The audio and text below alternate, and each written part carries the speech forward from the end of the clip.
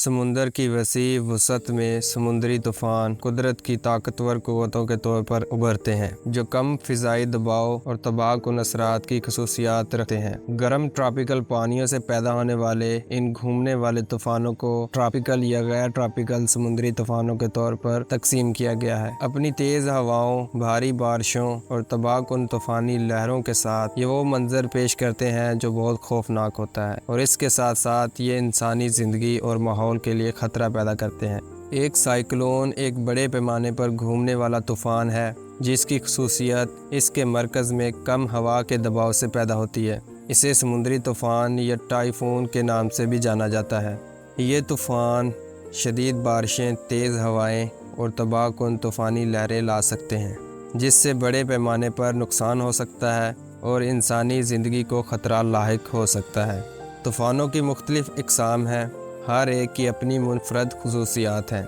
आइए इनमें से चंद एक को ज़ेरे बहस लाते हैं। Number 1, tropical storm.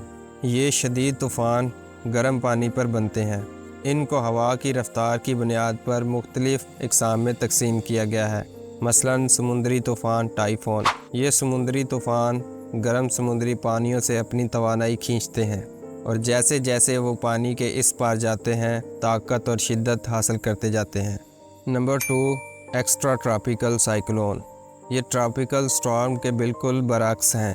Extra tropical cyclone आला अर्ज़ बुलंद में बनते हैं और मुतज़ाद हवा की वजह से अमल में आते हैं। ये आम तौर पर इन खित्तों में पाए जाते हैं जहां गर्म और ठंडी हवाएं आपस में टकराती हैं। ये तूफ़ान अक्सर ताकतवर तूफ़ानों और बर्फ़ानी तूफ़ानों की शक्ल इख्तियार कर लेते हैं।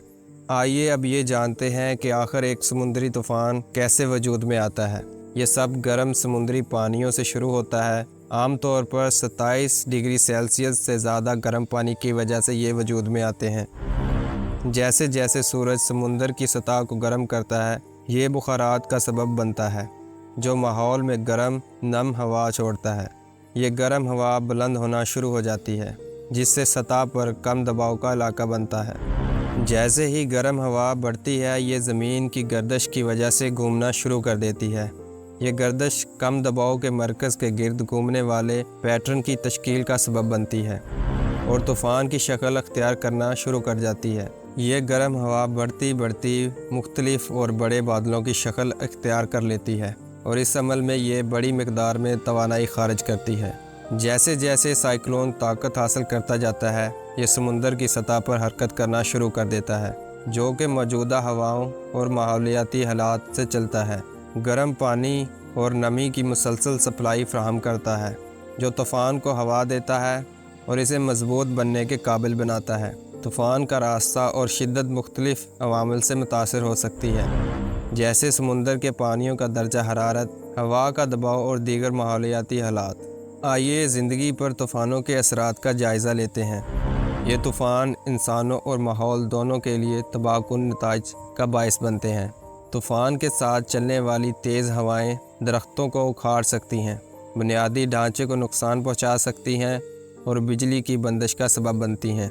शदीद बारिशें सैलाब और लैंड स्लाइडिंग का बाइस बनती हैं जिसके नतीजे में घरों, फसलों और यहाँ तक के जानवरों को भी नुकसान हो सकता है। तूफ़ानों के सबसे ज़्यादा तबाहकुन पहलुओं में से एक पहलू ये भी है कि जैसे जैसे तूफ़ान साहिल के करीब आता है इसकी तेज़ हवाएं समुद्री पानी की एक बड़ी दीवार को ज़मीन पर धकेल देती हैं जिससे बड़े पैमाने पर सैलाब और तबाही होती है।